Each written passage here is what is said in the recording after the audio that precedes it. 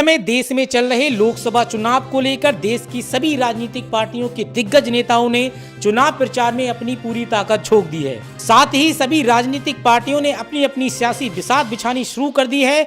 जहां एक तरफ भारतीय जनता पार्टी लोगों के बीच जाकर राम मंदिर, जम्मू कश्मीर से अनुच्छेद 370 हटाए जाने और राष्ट्रवाद सीए जैसे मुद्दों को भुनाने में लगी है, वहीं दूसरी तरफ विपक्षी पार्टियों के नेताओं के साथ साथ राहुल गांधी के नेतृत्व में कांग्रेस पार्टी महंगाई, जातीय जनगणना, किसान आंदोलन, शिक्षा और बेरोजगारी जैसे मुद्दों को लेकर बीजेपी की मोदी सरकार को घेर रही है। साथ ही ऐसे में सबसे ज्यादा 80 लोकसभा सीटों वाले उत्तर प्रदेश, महाराष्ट्र और बिहार में भी राजनीतिक दलों का फोकस बढ़ गया है। जहां एक और बीजेपी के दिग्गज नेताओं से लेकर कार्यकर्ताओं ने नरेंद्र मोदी को तीसरी बार फिर से प्रधानमंत्री बनाने की हुंकार भर दी है, तो वहीं विपक्षी पार्टियों का इंडिया गठबंधन केंद्र की मोदी सरकार को हराने का दम भर रहा है। वहीं ऐसे सियासी माहौल के बीच जनता के बीच से अभी अभी आया एक ताजा और लेटेस्ट ओपिनियन पोल, जिसके नतीजे आपको भी चौंका सकते हैं। वहीं इस ओपिनियन पोल शुरू करने से पहले आपको बताते चलें, लोकसभा चुनाव में 2 चरणों की वोटिंग शांतिपूर्वक संपन्न हो चुकी है, जिसमें पहले चरण में 19 अप्रैल को 21 राज्यों की 102 सीटों के लिए और दूसरे चरण में 26 अप्रैल को 13 राज्यों की 88 सीटों के लिए वोटिंग हो चुकी है। अब कुल मिला के 543 लोकसभा की सीटों में से 190 सीटों पर वोट डाले जा चुके हैं।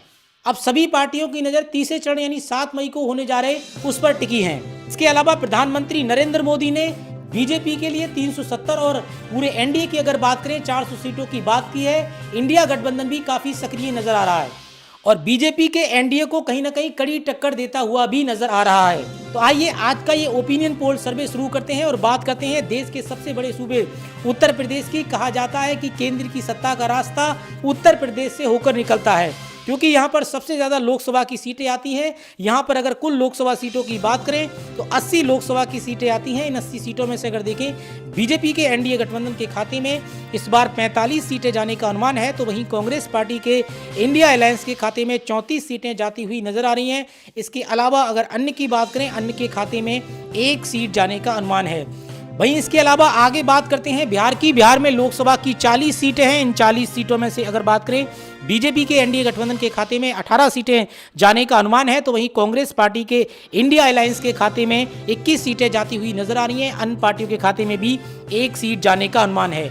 राजनीतिक जानकारों का यहां पर कहना है कि इस बार बिहार में काफी उलटफेर हो सकता है और एक तरीके से अगर देखें यहां पर पिछले चुनाव के मुकाबले और इस चुनाव में देखें तो काफी समीकरण यहां पर बदले हुए नजर आ रहे हैं। तो इसमें देखें तो यहां पर कांटे की टक्कर इस बार जो है साफ तौर पर यहां पर जो वो होती हुई कहीं ना कहीं नजर आ रही है और बीजेपी के एनडीए के लिए बड़ी चुनौती कहीं ना कहीं बिहार में देखें तो बनती हुई फिलहाल इस समीकरण के हिसाब से अगर देखें तो बनती हुई नजर आ रही है। वहीं इसके अलावा अगर आगे बात करें महाराष्ट्र की, महाराष्ट्र उत्तर प्रदेश के बाद यहाँ पर सबसे ज़्यादा सीटें आती हैं। यहाँ पर अगर कुल लोकसभा सीटों की बात करें तो 48 लोकसभा की सीटें हैं। इन 48 सीटों में से अगर देखें बीजेपी के एनडीए गठबंधन के खाते में 21 सीटें जाने का अनुमान है, तो वहीं कांग्रेस पार्टी के इंडिया अलायंस के खाते में 26 सीटें जाती हुई नजर आ रही हैं। इसके अलावा अगर बात करें अन्य के खाते में भी महाराष्ट्र में भी 1 सीट जाने का अनुमान है। तो यहां पर भी पिछले 2019 के लोकसभा चुनाव के मुकाबले बीजेपी को एक बड़ी चुनौती और एक तरीके से कड़ी टक्कर यहां भी देखने को मिलती हुई नजर आ रही है। वहीं आगे बात करते हैं पश्चिम बंगाल की। पश्चिम बंगाल में लोकसभा की 42 सीटें हैं। इन 42 सीटों में से अगर देखें बीजेपी के एनडीए गठबंधन के खाते में 10 सीटें जाने का अनुमान है, तो वहीं कांग्रेस पार्टी के इंडिया अलायंस के खाते में 5 सीटें जाने का अनुमान है। वहीं अन्य पार्टियों के खाते में 27 सीटें जाती हुई नजर आ रही हैं, जिसमें टीएमसी पार्टी यानी ममता बनर्जी की टीएमसी पार्टी जो है इस बार पश्चिम बंगाल में जो है वो अकेले चुनावी मैदान में है। वहीं आगे बात करते हैं तमिलनाडु की, यानी दक्षिण भारत के राज्य तमिलनाडु की अगर बात करें तो यहाँ पर कुल 39 लोकसभा की सीटें हैं। 39 सीटों में से अगर देखें तो ये 39 सीटें कहीं ना कहीं कांग्रेस पार्टी के महागठबंधन इंडिया के खाते में जाती हुई नजर आ रही हैं। उसकी सबसे बड़ी वजह है यहाँ पर सत्ताधारी जो डीएमके पार्टी है वो कहीं ना कहीं के स्टालिन की जो पार्टी है वो इंडिया अलायंस का हिस्सा है। उस लिहाज से कहीं ना कहीं तमिलनाडु में क्लीन स्वीप करता हुआ नजर आ रहा है इंडिया अलायंस, बीजेपी के एनडीए और अन्य पार्टियों के खाते में यहाँ पर इस बार कोई भी सीट जाती हुई नजर नहीं आ रही है। इसके अलावा एक और राज्य केरल की अगर बात करें, यहाँ पर भी लोकसभा की 20 सीटें हैं। यहाँ पर भी अगर देखें तो एक तरीके से इंडिया अलायंस क्लीन स्वीप करता हुआ नजर आ रहा है, यानी 20 सीट कहीं ना कहीं अगर देखें तो इंडिया अलायंस के खाते में जाने का अनुमान है। बीजेपी के एनडीए और अन्य पार्टियों का यहाँ पर जो है खाता खुलता हुआ नजर नहीं आ रहा है। यानी अगर हम लोग बात करें तमिलनाडु की और इसके अलावा केरल की यहाँ पर बात करें तो कुल मिला के यहाँ पर जो है वो बीजेपी अपनी जो सियासी जमीन तलाश रही है, कहीं कहीं ना कहीं नाकामयाब इस बार भी होती हुई यानी 2024 के लोकसभा चुनाव में भी नजर आ रही है। वहीं इसके अलावा अगर कर्नाटक की बात करें, कर्नाटक में कांग्रेस पार्टी की सरकार है। यहाँ पर अगर देखें लोकसभा की कुल 28 सीटें हैं। इन 28 सीटों में से इस बार बात करें बीजेपी के एनडीए गठबंधन के खाते में 12 सीटें जाने का अनुमान है। पिछले 2019 के लोकसभा चुनाव में 28 सीटें यहाँ पर बीजेपी ने जीती थी। इस बार कहीं ना कहीं नुकसान होता हुआ नजर आ रहा। तो वहीं कांग्रेस पार्टी को अगर देखें तो यहाँ पर 16 सीटें 28 में से इस बार जाने का अनुमान है। तो यहाँ पर भी बीजेपी को कड़ी चुनौती का सामना जो है वो पड़ता हुआ कहीं ना कहीं नजर आ रहा है। वहीं अन्य पार्टियों के खाते में कोई भी सीट जाती हुई नजर नहीं आ रही है। इसके अलावा एक और कांग्रेस शासित राज्य की बात करें जिसका नाम है तेलंगाना। तेलंगाना में लोकसभा की 17 सीटें हैं। इन 17 सीटों में से अगर बात करें बीजेपी के एनडीए गठबंधन के खाते में 2 सीटें जाने का अनुमान है। तो वहीं कांग्रेस पार्टी के इंडिया अलायंस के खाते में 12 सीटें जाती हुई नजर आ रही हैं। वहीं अन्य पार्टियों की बात करें जिसमें असदुद्दीन ओवैसी की पार्टी और चंद्रशेखर की पार्टी, इसके अलावा मायावती का अलायंस भी टीआरएस के साथ हो गया। तो कुल मिला के यहाँ पर अगर देखें तेलंगाना की 17 सीटों में से 3 सीटें अन्य पार्टियों के खाते में जाने का अनुमान है। इसके अलावा देश की राजधानी दिल्ली की बात करें, दिल्ली में भी इस बार मुकाबला काफी दिलचस्प और एक कांटे की टक्कर का होता हुआ नजर आ रहा है, क्योंकि अरविंद केजरीवाल की जो आम आदमी पार्टी है वो इंडिया अलायंस का हिस्सा है। तो उस लिहाज से भी देखें तो यहाँ पर बीजेपी के लिए साफ तौर पर चुनौती बनती हुई नजर आ रही है। यानी 7 सीटों में से अगर देखें बीजेपी के एनडीए गठबंधन के खाते में 4 सीटें जाने का अनुमान है। तो वहीं इंडिया अलायंस की अगर बात करें 3 सीटें जाती हुई नजर आ रही हैं। अन्य पार्टियों के खाते में कोई भी सीट जाने का अनुमान नहीं है। इसके अलावा अगर हरियाणा की बात करें, हरियाणा में भी राजनीतिक जानकारों का कहना है कि यहाँ पर भी बीजेपी को चुनौती बनती हुई नजर आ रही है।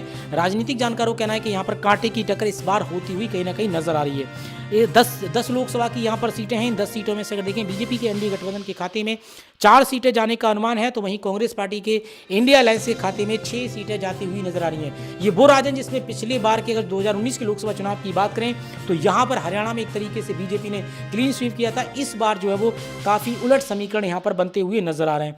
इसके अलावा पंजाब की बात करें, यहाँ पर ये आम आदमी पार्टी की यहाँ पे सरकार है। तो कहीं ना कहीं अगर देखें 13 लोकसभा की सीटें हैं। बीजेपी को इस बार जो कोई भी सीट यहाँ पर मिलने का अनुमान नहीं है। वहीं अगर बात करें कांग्रेस पार्टी के इंडिया अलायंस की तो 10 सीटें इनके खाते में जाती हुई नजर आ रही हैं। वहीं यहाँ पर आम आदमी पार्टी अकेले चुनावी मैदान में है तो 3 सीटें जाने का अनुमान है। तो कुल मिला के बीजेपी के लिए यहाँ पर अगर देखें तो किसान आंदोलन एक बड़ा मुद्दा है, तो उससे भी कहीं ना कहीं फर्क पड़ता हुआ नजर आ रहा है और बीजेपी के लिए कहीं ना कहीं किसान एक बड़ा मुद्दा कहीं पर खड़ा करते हुए यहाँ पर नजर आ रहे हैं। वहीं आगे बात करते हैं गुजरात की। ये बीजेपी शासित राज्य है। यहाँ पर अगर बात करें तो कुल जो है वो 26 लोकसभा की सीटें हैं। पिछले चुनाव में एक तरीके से क्लीन स्वीप किया था। इस बार अगर देखें तो 4 सीटों का बीजेपी को नुकसान होता हुआ नजर आ रहा है। 22 सीटें इस बार मिलती हुई नजर आ रही हैं। वहीं अगर देखें तो इंडिया अलायंस के खाते में 4 सीटें जाने का अनुमान है। राजनीतिक जानकारों का यहाँ पे कहना है कि 4 से 5 सीटों पर यहाँ पर जो है बीजेपी को चुनौती कहीं ना कहीं बनती हुई नजर आ रही है। उसकी सबसे बड़ी वजह है आम आदमी पार्टी का अलायंस इंडिया गठबंधन के साथ है। अब वहीं आगे बात करते हैं मध्य प्रदेश की। मध्य प्रदेश में लोकसभा की 29 सीटें हैं। यहाँ भी भारतीय जनता पार्टी की सरकार है। तो यहाँ पर अगर देखें 20 सीटें एनडीए गठबंधन के खाते में जाती हुई नजर आ रही हैं। तो वहीं इंडिया अलायंस के खाते में 9 सीटें जाने का अनुमान है। इसके अलावा अगर आगे बात करें राजस्थान की, राजस्थान में लोकसभा की 25 सीटें हैं। इन 25 सीटों में से अगर देखें बीजेपी के एनडीए गठबंधन के खाते में 17 सीटें जाने का अनुमान है। तो वहीं कांग्रेस पार्टी के इंडिया अलायंस के खाते में 8 सीटें जाती हुई नजर आ रही हैं। वहीं अन्य पार्टियों के खाते में कोई भी सीट जाने का अनुमान नहीं है। इसके अलावा अगर उड़ीसा की बात करें, उड़ीसा में लोकसभा की 21 सीटें हैं। इन 21 सीटों में से अगर देखें बीजेपी के एनडीए गठबंधन के खाते में 7 सीटें जाने का अनुमान है।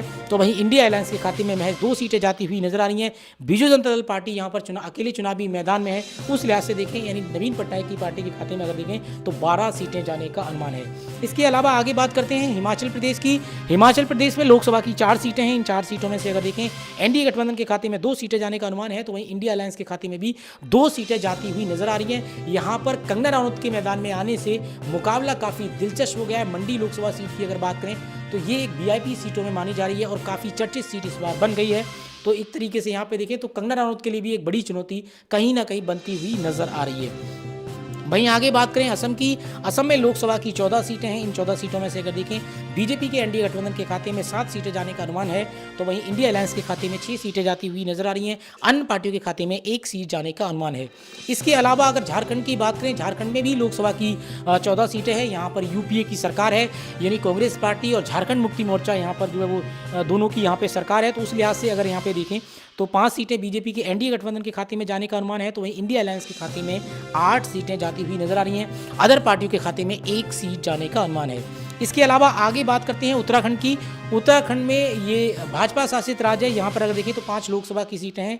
इस बार अगर देखें तो बीजेपी के एनडीए गठबंधन के खाते में 3 सीटें जाती हुई दिखाई दे रही हैं, तो वहीं इंडिया अलायंस के खाते में भी 2 सीटें इस बार जाने का अनुमान है। अन्य पार्टियों के खाते में कोई भी सीट जाती हुई नजर नहीं आ रही है। इसके अलावा आंध्र प्रदेश की बात करें, आंध्र प्रदेश में लोकसभा की 25 सीटें हैं। यहाँ पर जो राष्ट्रीय पार्टियां हैं वो इतना हावी नहीं रहती है, लेकिन फिलहाल इस बार अगर देखें तो बीजेपी के एनडीए गठबंधन के खाते में 5 सीटें इन 25 में से जाने का अनुमान है, क्योंकि यहाँ पर जो टीडीपी पार्टी है वो कहीं ना कहीं जो चंद्रबाबू नायडू की है वो एनडीए का हिस्सा है, उस लिहाज से 5 सीटें जाती हुई नजर आ रही हैं। इंडिया अलायंस के खाते में 2 सीटें जाने का अनुमान है। तो वहीं अन्य पार्टियों की बात करें, जिसमें जो पार्टी है जगन मोहन रेड्डी की पार्टी YSRCP के खाते में अगर देखें तो ये 18 सीटें इस बार जाती हुई नजर आ रही हैं। इसके अलावा छत्तीसगढ़ की बात करें, छत्तीसगढ़ भी भाजपा शासित राज्य है। यहाँ पर अगर देखें तो 11 लोकसभा की सीटें हैं। 11 सीटों में से अगर देखें बीजेपी के एनडीए गठबंधन के खाते में 9 सीटें जाने का अनुमान है, तो वहीं इंडिया अलायंस के खाते में इस बार 2 सीटें जाती हुई नजर आ रही हैं। पिछले चुनाव के मुकाबले देखें तो बीजेपी इस बार भी